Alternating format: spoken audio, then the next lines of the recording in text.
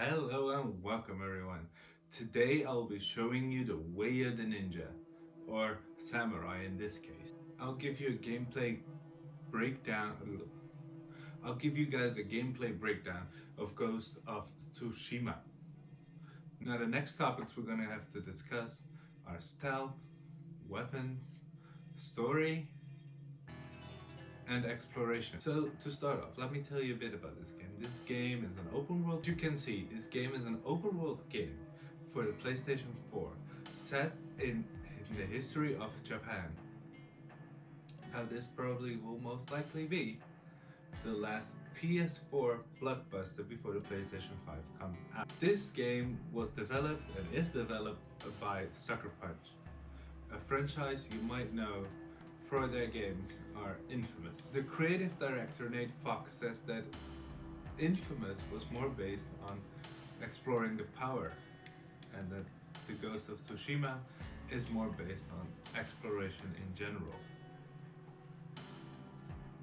As we explore medieval Japan and try to fight against the fierce army that is the Mongolian army, we are only armed with one katana, a hookshot, and a trusty horse that can do whatever we want and is always there to fight. Before we dive deeper into this exploration, we can see this character.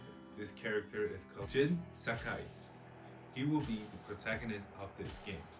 Jin Sakai is more of a one-man army, a lone ranger, but he is on a journey to defeat the army. Unfortunately, he cannot do it alone, even though he is a mighty samurai. He will have to venture out to find allies that will be able to help destroy the Mongolian army. To protect himself, you can see his raincoat. His raincoat is dyed red.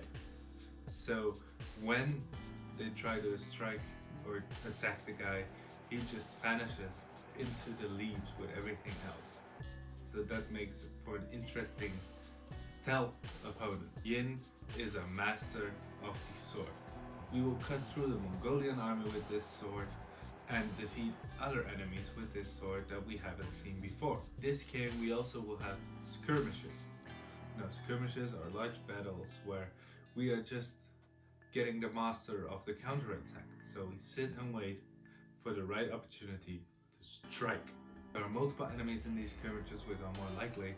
We have to wait a bit longer so we can think out and strategically plan our stealthy moves and just strike them out one by one. These enemies varies from swords. These enemy types varies from having swords, shields, and lances. While these skirmishes are fun, there will be moments where you can take out a group of enemy via stealth in a large quantity.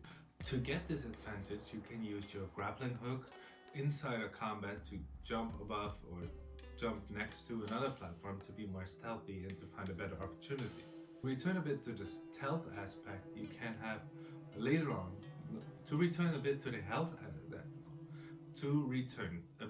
stealth aspect, we can see that later on we will have some abilities that we can use to have more finishing moves for more multiple enemies. Now, don't think it's stealth one-hit kill like the Assassin's Creed series was. No, danger is lurking around This danger is so great that even the difficulty level will skyrocket when leveling up, just to keep you on your toes and really have the feeling that you're the only ranger and samurai that can do this job. Even further on, we will have to be careful because sometimes the low-level enemies can just slice you up in a couple of minutes or a couple of sword slices. So we need to be careful. So if you're into this type of game, it's your deal. Now a bit back on the open world aspect. Nathan Fox said that the open world aspect was a very essential part of the game for them, since when they made Infamous, they said have an open world game, it was important because it let the player have control not only of the character but also of the world. And that's why they choose for this game as an open world game. This world is a huge open world game. As you may have seen from the map shown in this trailer, there is a lot to explore, like secret places, hidden areas, and even towns. During the adventure on this island, you will learn to leave your old habits behind, your old thought habits of being a swordsmaster and a samurai. You will even learn a new way and skill yourself in a new way to finally form the path of the goat. This way we'll see you fighting with many different types of weapons like long swords, lances, and even a bow and arrow. Of course, we already have amazing graphics to look at in this game, but if we're gonna see this in PlayStation 5, it's gonna even be better.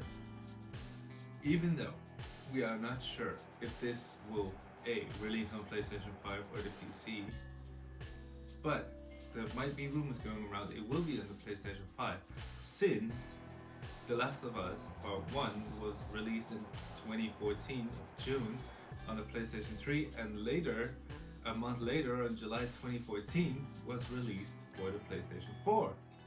So we might see a remaster or other edition for the PlayStation 5. Now, as far as the PC goes, unfortunately there are no rumors yet that it's going to be on the PC. Now, why is that? Since none of the other Sucker Punch games were licensed out to PC or anything, it is unlikely that it will come to the PC. But if you want to play this game for yourself on the PlayStation 4, you can play this game on July 17th of 2020. So, thank you guys for watching. Please don't forget to like, comment, subscribe, and hit that notification bell to stay updated on everything I do.